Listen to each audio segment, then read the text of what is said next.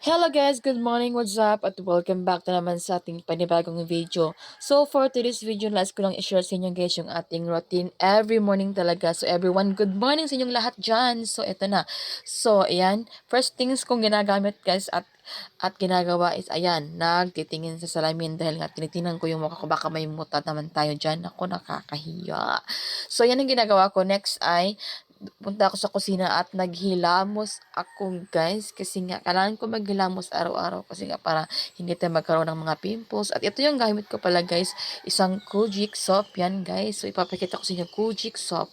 So ayan yung ginawa ko guys, ay nilagay ko sa mukha ko at medyo nirabrab ko ng masyara yung ating face at nilagyan ko ng, ginamit ko yung face towel ko para aking ilagay sa mukha at inudod ko dyan. Ayan, ginawa ko yan. Ayan. So, para hindi ako magkaroon ng oily face, so ang ginagawa ko ay nag-rub ako ng isang labakara sa mukha gamit yung ating Kojic soap.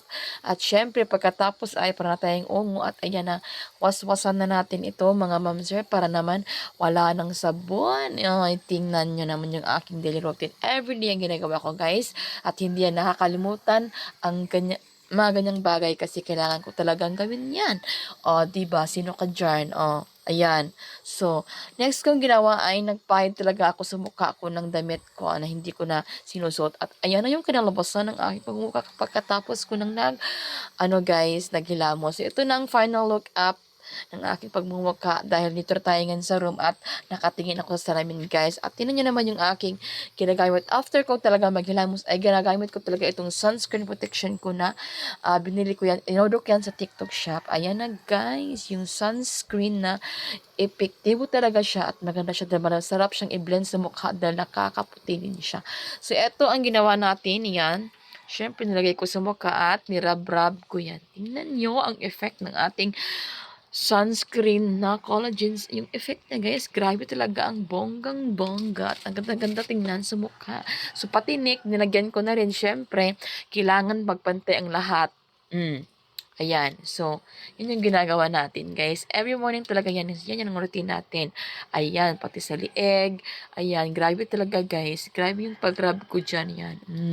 Tingnan yung kaibahan. So, wala at ngayon nagkaroon na ng sunscreen yung ating mukha. So, nilagay ko yan, guys, kasi magsasaing na ako ng kanin. Kaya, nilagay ko yan dahil medyo mainit din naman yung, kasi kahoy yung ating pinaglulutuan. So, ayan na, guys, yung ating final outcome ng ating sunscreen protection na collagen SPF, ewan ko ba, SPF, SPF yan guys na mataas. So, ayun na, nakalimutan ko na kung anong basta. Next yung ginagawa guys ay nag-open ako ng mga bintana. So, hindi natin kailangan, hindi natin pwedeng kalimutan o anuhin yung ating bintana guys na i-open dahil ito lang naman talaga nagbibigay sikat ng araw natin dito. So, ayan. At sunod naman aking ginagawa guys ay syempre nalakad-lakad na ako dyan kasi meron pa akong ginagawa. Ayan, inopen ko yung ating mahiwagang portahan. Ay guys, good morning everyone. Ayan na. So yan yung aking unang ginagawa guys bago ako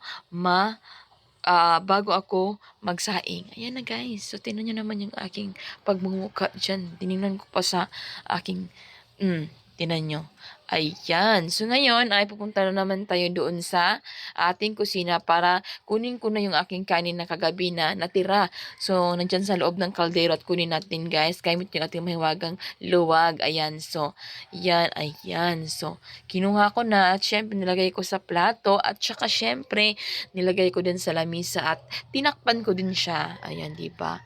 So, grabe talaga yung ating trabaho guys pag nasa bahay tayo kasi nga paikot-ikot lang tayo doon sa ating bahay. So, next natin gawin ay eto na.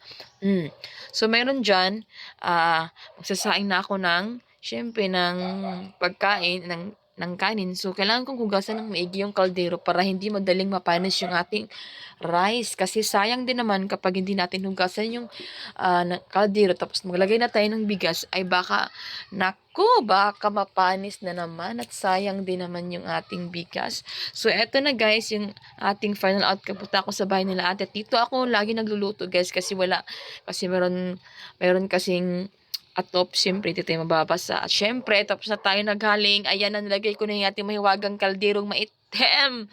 Charis. Maitim lang talaga yan guys kasi kahoy yan. Pero yung iba, yung dito sa may taas guys ay maputi yan. So ito na yung ating final calm ng ating daily routine everyday. So pinapakita ko lang sa inyo guys at gusto ko lang i-share na ganito yung ating mga ginagawa sa araw-araw. So di ba relate kayong lahat dyan? So thank you. Thanks for watching guys. See you in my next vlog. Hope you like it. Bye-bye!